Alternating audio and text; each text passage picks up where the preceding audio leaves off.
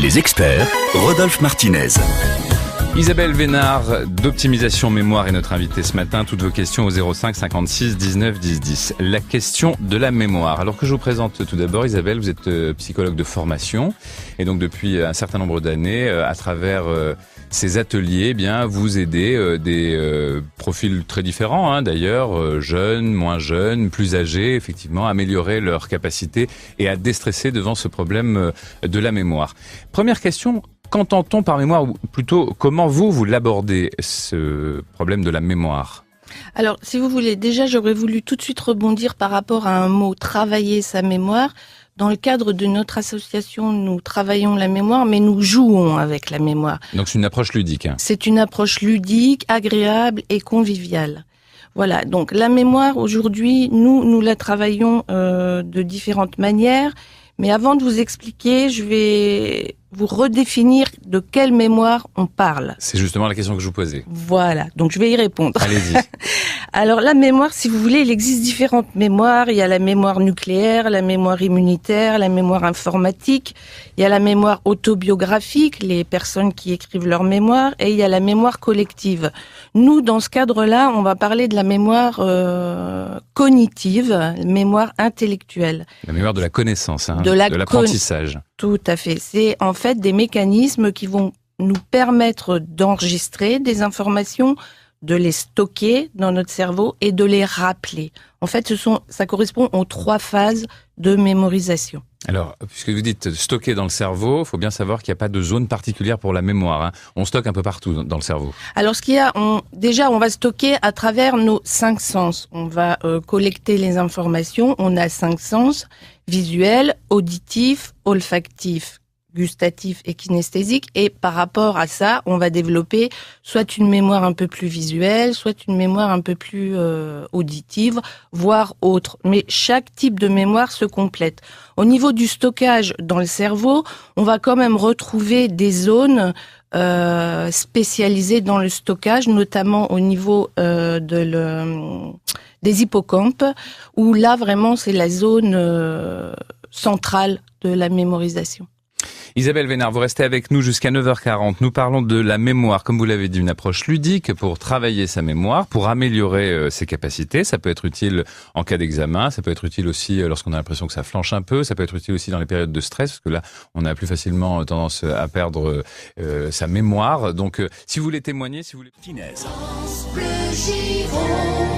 Et Isabelle Vénard d'Optimisation Mémoire. Isabelle Vénard qui propose des ateliers mémoire qui sont organisés en séance hebdomadaire de 2 heures avec des exercices ludiques et pratiques. Ça c'est très important pour vous, l'aspect ludique, avec pour vocation le travail sur la stimulation de différentes formes de mémoire, la mémoire ancienne, la mémoire immédiate, la mémoire visuelle ou encore auditive, la mémoire logique et l'imaginaire. Je vous propose d'accueillir pour un témoignage Paul à Belin-Bellier. Bonjour Paul. Oui, bonjour Rodolphe, bonjour madame. Bienvenue sur France Bleu Gironde, nous vous écoutons. Voilà, bien écoutez, moi je fais travailler ma mémoire tout simplement le soir. Le soir, lorsque je suis dans mon lit, je récite des poèmes, les poèmes de Baudelaire, de Ronsard, ce que j'aimais, quelquefois de Lamartine, ou alors je suis une passionnée de littérature. Je me remémore certains passages. Et puis, j'ai eu la chance et l'opportunité d'avoir beaucoup voyagé. Tout cela, écoutez, le soir, je me remémore des lieux, des anecdotes. Mais est-ce que vous le faites par plaisir, Paul, ou est-ce que vous le faites réellement pour améliorer vos capacités, pour ne pas perdre la mémoire, entre guillemets ? Et ensuite, pour garder l'acquis que j'ai encore. Et vous avez commencé à quel moment à faire ça, Paul ? Vous l'avez toujours fait ? Je l'ai toujours fait. Je l'ai toujours fait. Je peux peut-être oublier, vous savez, par exemple, où j'ai mis une casserole ou quelque chose. Ou les clés en règle générale. C'est où ai-je mis mes clés ? Voilà. Mon téléphone. Mais j'ai un grand plaisir le soir à me souvenir D'abord, une chose, c'est que le soir, je me remémore tous les faits de la journée. Isabelle Vénard, est-ce que cette méthode, c'est une bonne méthode ? Oui, alors tout à fait. C'est une excellente méthode même, je dirais. Donc le fait de se remémorer tout ce qu'on a fait toute la journée nous permet déjà de conserver des repères dans le temps, dans l'espace. Ce qui est encore mieux et ce qui serait mieux, Paul, c'est par exemple vous remémorer ce que vous avez fait l'avant-veille, la semaine d'avant. Vous voyez, pour à chaque fois un peu augmenter la difficulté. Ouais, voyez. Oui. Mais, voilà.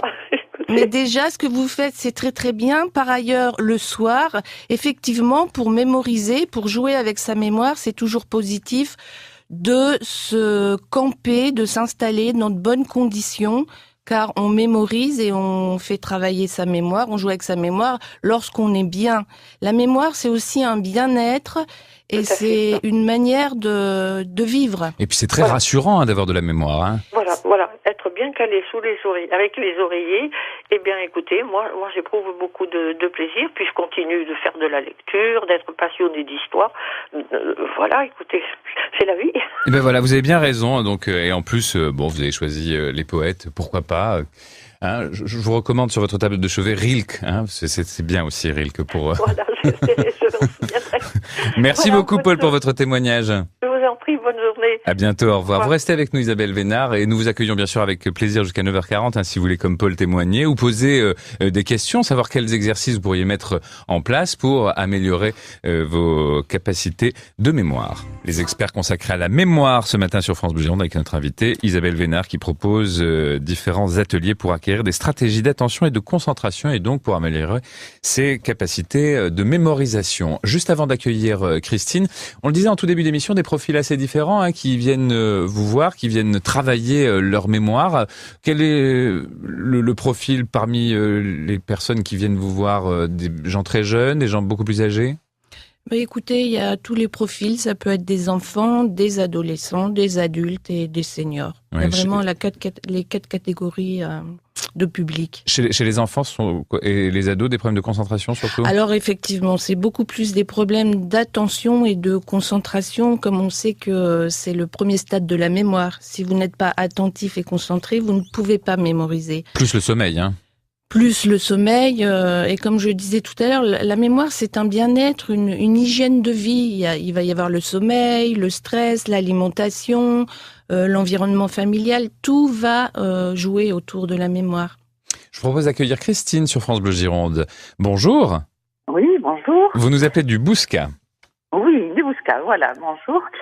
Alors, je voulais poser cette question. Est-ce que, qui nous arrive souvent, je pense à tout le monde, lorsque nous recherchons le nom d'un livre, d'un film, ou éventuellement d'une personne dont nous voulons parler à quelqu'un ou pour nous-mêmes, en fait, que nous ne le trouvons plus, est-ce qu'il est bon d'attendre et de se dire « ça va revenir tout seul dans 1 heure ou dans quelques heures » ou est-ce qu'il est préférable d'aller vite chercher la solution là où on peut la trouver? Parce qu'en fait, on peut les trouver facilement maintenant. Voilà ma question. Excellente question. Ou aller voir sur Internet, ou alors on attend, on laisse reposer et ça revient. Oui, mais alors le problème, c'est que quand on en a besoin immédiatement, si on attend 1 semaine, c'est plutôt problématique. On regarde sur Internet. Isabelle Vénard, qu'en pensez-vous? Oui, bonjour Christine. Donc je vais répondre à votre question. Effectivement, c'est souvent la plainte d'un certain nombre de personnes. Je ne retrouve pas ce nom, je ne me rappelle plus où c'était. Voilà, des exemples comme ça. Donc, premier conseil, c'est surtout ne pas s'obstiner à trouver et à chercher. Parce qu'en fait, ça va générer chez vous une sorte d'angoisse. Et le temps que votre cerveau va gérer votre angoisse, il ne va pas chercher votre mémoire. Il va pas, fouiller dans votre mémoire. Donc, premier conseil, c'est surtout ne pas s'obstiner, s'entêter. On cherche un moment parce qu'on est capable de chercher. Mais si on trouve pas, on laisse tomber. Et vous allez voir que peu de temps après, vous allez retrouver l'information. Moi, ce que je conseille souvent, c'est plutôt que de chercher le mot exact, le nom exact, vous essayez de vous remettre dans la situation. Vous essayez de trouver un indice, vous rappelez quand c'était, où c'était, avec quelle personne, et dès que votre mémoire aura quelques indices, elle va retrouver l'objet premier que vous cherchez. Voilà. Parce que si vous vous obstinez, vous allez générer de l'angoisse et plus vous allez être angoissé, moins vous allez trouver et à chaque fois, ça génère d'autres trous de mémoire. Voilà. Christine, est-ce que ça génère chez vous des angoisses lorsque vous ne trouvez pas le titre d'un livre, le titre d'un film? Oui. Pas vraiment d'angoisse, mais disons que j'aime pas abandonner. Ah, d'accord. Vous êtes persévérante. D'accord. Alors, pareil, je vous donne juste un petit exemple. Hier, je cherchais pour parler à quelqu'un le nom d'une personne qui m'a offert un livre. Voilà. Et ce livre, je l'ai lu. Je lui dis, mais attendez, je vais vous donner le nom de l'auteur. Je sais que ça commence par un C, ce nom. La personne, je la connais. On ne le trouvait pas, je suis allée chercher le livre. Je lui dis, attendez-moi 5 minutes, je cherchais le livre. Eh bien, le nom commençait par un B. Voilà. Alors, c'était pas bon. Voilà. Donc vous étiez sur la mauvaise piste, hein? Voilà. Et j'étais vraiment sur la mauvaise piste parce que je cherchais tous les noms qui commençaient, par un B. Que je connaissais, enfin, qui me rappelaient cette personne. Et est-ce que vous faites des exercices pour améliorer vos capacités? Oui, comme Paul. Je travaille encore dans la médecine, je fais des efforts pour trouver certains noms de médicaments, par exemple. D'accord. Donc vous mémorisez les noms des médicaments, hein. Les posologies. Surtout des génériques. Des génériques et les contre-indications aussi. Hein. Vous vouliez ajouter, Isabelle Vénard? Oui, donc je voulais ajouter que justement, à travers quelques petits exercices quotidiens, on peut entretenir sa mémoire. Et nous proposons dans le cadre de nos ateliers justement des exercices à pratiquer avec ses enfants, avec ses conjoints, avec ses amis. Ce sont des exercices fort agréables et qui permettent d'entretenir, c'est des moyens mémotechniques, parce que lorsqu'on sait que la mémoire fonctionne à partir de 2 procédés, la visualisation et l'association, on met en œuvre ces 2 processus et on retrouve quand même beaucoup plus facilement. C'est un entraînement, c'est comme un sport, il faut s'entraîner un peu tous les jours. Voilà Christine. Il faut pas entraîner avec les muscles. Il faut effectivement, il faut considérer que le cerveau est un muscle et il faut l'entraîner. Merci beaucoup Christine. Merci. La mémoire. Ce matin, nous en parlons avec Isabelle Vénard d'optimisation mémoire. On vous dira bien comment se déroulent les ateliers que vous proposez et donc ce que l'on peut y trouver si on a besoin justement d'améliorer ses capacités. Mais tout d'abord, un témoignage surprenant de Marie-Claude à Bordeaux. Bonjour Marie-Claude. Oui, bonjour. Soyez la bienvenue sur France Bleu. Non, c'est un plaisir. Allez-y, racontez-nous un peu ce qui vous arrive par rapport aux êtres qui vous sont proches. Alors, moi, c'est un problème tout à fait particulier, je pense, c'est-à-dire que je n'arrive pas à mémoriser le visage et l'allure également de personnes que je n'ai pas devant moi. Alors, qu'il s'agisse de mes parents qui sont morts maintenant il y a assez longtemps, mais également de ma fille, de mon petit-fils que je vois tous les jours, de mon conjoint. Bien sûr, je les reconnais, il n'y a absolument aucun souci, mais si je ne les ai pas devant moi, je ne les vois pas. Je n'arrive pas à les visualiser. C'est-à-dire que, admettons, votre petit-fils sort de la pièce, vous oubliez son visage, c'est ça? C'est ça, voilà. Si je l'ai pas devant moi, je ne peux pas les voir. Je ne les visualise pas du tout. D'accord, très bien. Donc effectivement, c'est une pathologie qui est quand même assez rare. Une pathologie d'ailleurs qui fait penser à une maladie orpheline dont souffre le comédien Thierry Lhermitte. Vous connaissez le comédien Thierry Lhermitte? Oui, bien sûr. Eh bien, ce qu'on appelle la prosopagnosie. Voilà, en fait, c'est une maladie très rare qui est très handicapante au quotidien puisque la personne atteinte est incapable de reconnaître les visages des personnes qui lui sont proches. Alors, c'est pas tout à fait la même chose, mais quand même, ça a à voir. Isabelle Vénard, comment travailler justement pour reconnaître ses proches? Oui, bonjour Marie-Claude. Oui, bonjour Isabelle. Merci pour votre témoignage. Écoutez, pour un peu cerner plus dans le détail vos difficultés, j'aurais voulu savoir si c'était uniquement sur vos petits-enfants, vos parents, ou ça peut être sur d'autres personnes? Non, ça peut être sur d'autres personnes également. D'accord. Et ça des fait collègues que j'aimerais revoir dans ma tête et je n'y arrive pas. D'accord. Vous n'arrivez pas à visualiser en fait. C'est ça. Mais ce qui est incroyable, c'est que c'est instantané. C'est-à-dire la personne sort de la pièce et vous avez déjà oublié, hein? Mais c'est pas que je l'ai oublié, mais si j'essaie de me rappeler ses traits, ses yeux, son sourire, sa voix, non, je n'y arrive pas. D'accord. Et au niveau de la vision, vous n'avez aucune difficulté? Si j'ai un problème visuel, oui, je n'ai qu'un œil. En fait, j'ai 1/10 à l'œil gauche, mais enfin bon, je sais pas si ça a quelque chose à voir. J'ai toujours eu des problèmes oculaires, oui, depuis toute petite, dû à un vaccin. Oui, mais écoutez, je pense qu'il y a différents aspects dans ce que vous évoquiez. Il y a déjà, si vous avez un problème de vision, forcément votre mémoire visuelle, ça va avoir des conséquences sur votre mémoire visuelle. Par contre, est-ce que si vous regardez un tableau, une photo, est-ce que vous avez les mêmes difficultés? Peut-être un peu moins. Un peu moins. Un peu moins, oui, un peu moins. Et vous les avez toujours eus?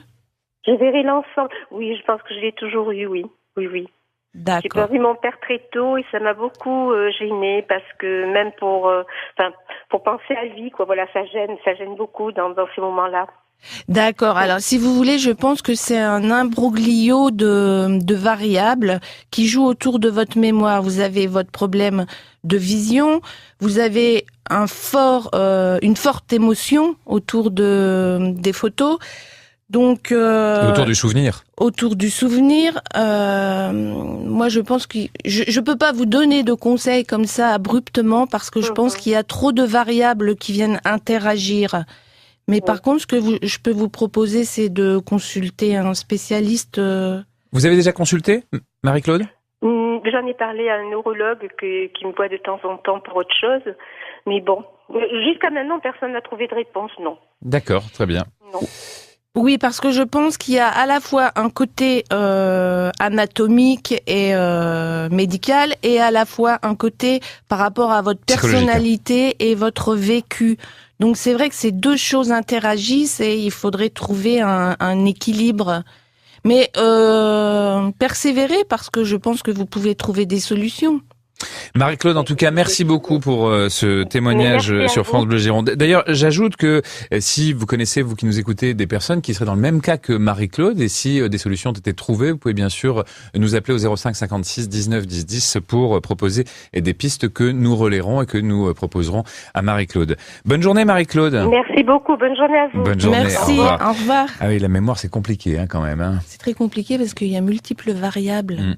Et parfois, on aimerait être comme Sherlock Holmes, vous savez, avec ce palais mental, là où il classe tout, il range tout. C'est formidable, ça. Est-ce qu'on peut arriver à avoir un palais mental comme Sherlock Holmes? Je pense, oui. Ouais. Ça demande du boulot quand même. Hein. Ah bah du boulot et puis une structure mentale. Ben on va voir justement. C'est ce que vous proposez dans vos différents ateliers. Les experts consacrés à la mémoire ce matin avec Isabelle Vénard qui est notre invitée jusqu'à 9h40 et qui donc propose différents ateliers dont le but est de lutter contre les effets néfastes du vieillissement cérébral et de vous permettre dans un cadre préventif et positif de pallier les troubles de la mémoire. Alors comment se passent ces ateliers, Isabelle ? Alors, si vous voulez, on propose différents types d'ateliers. On a des ateliers qui durent 1h30, qui sont hebdomadaires et qui s'adressent à 8-10 personnes. Donc là, c'est beaucoup des échanges de pratiques, des exercices un peu théoriques, parfois on dit un peu scolaires parce que c'est papier-crayon. Mais on s'aide aussi d'outils multimédia parce que aujourd'hui, avec la fracture numérique, les seniors sont bien éloignés des techniques de mémorisation des enfants.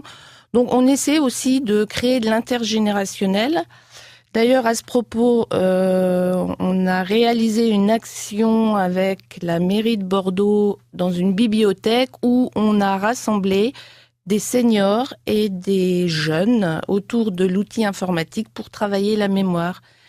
Ça s'est très bien passé et on se rend compte que le senior est à l'affût et intéressé par le multimédia et le jeune a plaisir à transmettre son savoir. La mémoire, c'est aussi beaucoup la curiosité. Il faut conserver cette curiosité, questionner, regarder les détails, s'interroger. Là, vous faites travailler votre mémoire sans vous en rendre compte. Et puis l'isolement, j'imagine, ne favorise pas la mémoire.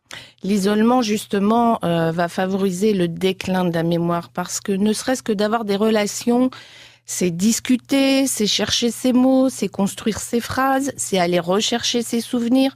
Donc, pour lutter contre le déclin de la mémoire, il est sûr qu'il faut conserver du lien social, sortir et côtoyer du monde. J'imagine dans ces ateliers que vous rassurez ceux qui viennent vous voir parce que c'est très angoissant de perdre la mémoire. Alors, il y a tout un côté de réassurance, de prise de confiance en soi, parce que avoir confiance en soi, c'est avoir de la mémoire. Au Canada, les rois dans ce domaine, en fait, ont développé un nouveau concept qui s'appelle la métamémoire, et ils ont réussi à démontrer qu'il y avait une forte corrélation entre la perception que l'on a de sa mémoire et les résultats. Donc, avoir confiance en sa mémoire, avoir confiance en soi, c'est développer, conserver, entretenir sa mémoire. Isabelle Vénard, on est quand même très inégaux dès la naissance par rapport à la mémoire. Il y a des gens qui ont des capacités absolument incroyables de mémorisation, et puis d'autres qui sont comme dans le dessin animé Nemo, comme Dory le poisson, c'est-à-dire qu'ayant fait un tour sur lui-même, il a déjà oublié qu'il avait fait un tour sur lui-même. Tout à fait, tout à fait. Donc déjà là, on fait appel à la mémoire de poisson, qui est une expression très populaire. Oui, alors déjà à la base, on est avec un bagage neuronal, cérébral, avec un cerveau différent. Et en plus, l'environnement, le milieu dans lequel on va pouvoir évoluer va accroître ou freiner justement le développement de la mémoire. Mais la mémoire, c'est un processus qui est intégré dans d'autres critères d'intelligence aussi. Il n'y a pas que la mémoire. Alors justement, puisque vous en parlez, lorsqu'on fait des études, les étudiants, ils sont en train de réviser pour beaucoup d'entre eux. Donc, quels sont les conseils que vous pourriez donner par rapport à la mémorisation justement des cours ?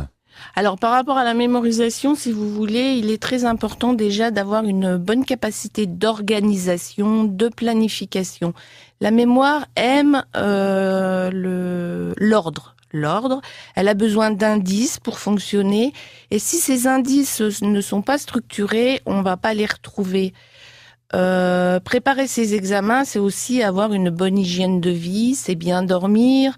On s'est rendu compte que les traitements médicamenteux avaient de fortes conséquences sur les processus de mémorisation. Il est également important de faire du sport, voilà. Il y a des étudiants qui font des fiches et d'autres qui n'en font pas. D'accord. Alors, au niveau des fiches, c'est parce que des étudiants, le fait d'écrire, déjà, va faire appel à la mémoire procédurale. C'est la mémoire du geste.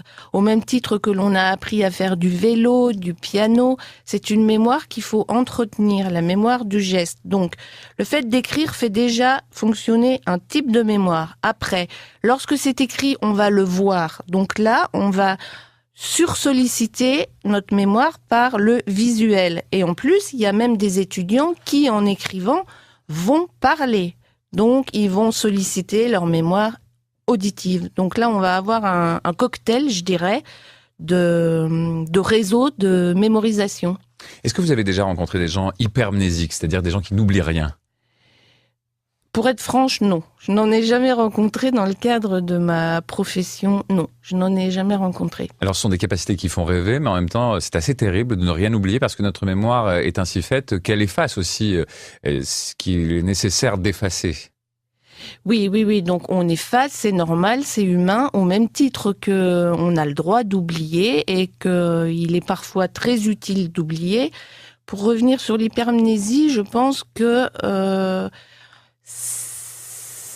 cette hypermnésie est plus une pathologie parce que c'est des traits qui sont exacerbés et qui engendrent des difficultés sociales. Donc, oui, c'est très difficile à vivre effectivement quand on n'oublie rien du tout. Voilà, donc il y a une nécessité parfois d'oublier pour ne pas être dans des formes de rancœur ou dans des douleurs aussi d'épisodes qui peuvent être tragiques dans notre vie. Alors au quotidien et d'une façon plus légère, quels sont les conseils que vous pourriez nous donner parce qu'on est toujours en train de perdre nos clés, on ne sait jamais où on les a mises, on perd nos téléphones, etc. On oublie des rendez-vous. Donc là, comment faire pour est-ce que dans ces ateliers aussi vous parlez de ça? Vous nous aidez à nous organiser pour ne pas oublier l'endroit où on a mis nos clés, notre téléphone ou le rendez-vous que nous avons cet après-midi? Oui, tout à fait. Dans les ateliers, on apprend à s'organiser et à éviter de perdre ses clés. C'est plein de petits exercices. En fait, on retravaille beaucoup l'attention et la concentration parce que lorsqu'on discute avec les gens, que ce soit des enfants ou des seniors, on se rend compte que c'est parce qu'ils ne sont pas attentifs et concentré. Lorsqu'on va poser ses clés sur un bureau, on va déjà penser au repas qu'on va préparer le soir, au rendez-vous que l'on a. Donc, on n'est pas dans le moment présent. La mémoire fonctionne par rapport à 2 axes, au temps et à l'espace. Donc, si on n'est pas dans le temps quand on pose ses clés à un endroit, c'est pas un problème de mémorisation. C'est la première phase qui est court-circuitée. On n'a pas enregistré qu'on a posé ses clés. Donc il faut faire les choses en pleine conscience, hein, c'est ça? Voilà, les premiers conseils, c'est apprendre à se reconcentrer, à se recentrer sur soi et à être conscient des actions que l'on mène. Sinon, il existe aujourd'hui des outils, vous pouvez mettre des porte-clés, vous sifflez, il repère vos clés. Alors, le portable et les outils numériques sont parfois nos ennemis en ce qui concerne la mémoire, le travail de la mémoire. Alors tout à fait, là ça peut être nos ennemis quand on est en surconsommation, parce que il y a plus cette notion de travail et de recherche. Donc, le cerveau va agréablement s'installer dans une paresse cérébrale, j'appellerais ça comme ça. Et le fait d'être paresseux va faire que, au fur et à mesure, il va y avoir un déclin de la mémoire. Déjà, on va perdre le réflexe de chercher et on ne va plus rien trouver. Exemple, j'ai le temps là. On termine l'émission. Exemple concret, par exemple, si vous faites une liste de courses, pour être très concret, c'est essentiel. Vous l'écrivez, c'est très bien. Vous la regardez, c'est très bien. Mais lorsque vous allez faire vos courses, surtout, vous essayez de ne pas la regarder parce que vous conservez cette notion de recherche de ce que vous avez écrit. Écrire, c'est bien, mais ne regardez pas votre papier ou regardez-le après. J'aurais juste voulu rajouter que dans nos ateliers, on a l'occasion de faire beaucoup de choses très originales. Notamment là, on travaille sur la photo qui fait beaucoup appel à la mémoire visuelle, en cherchant le détail, la précision. Et donc c'est en collaboration avec un artiste photographe qui s'appelle David Tellier et qui est spécialisé dans ce type de projet. Merci beaucoup Isabelle Vénard d'avoir passé ce moment avec nous. Opti Mémoire, vous proposez donc différents ateliers. Vous êtes installé sur le cours de la Martinique. On peut aussi consulter votre site internet. Si vous avez besoin des coordonnées d'Isabelle Vénard, spécialiste mémoire, accompagnement individuel et collectif, vous passez par France Bleu Gironde au 05 56 19 10 10. Je vous souhaite une très bonne journée. À très bientôt sur France Bleu Gironde.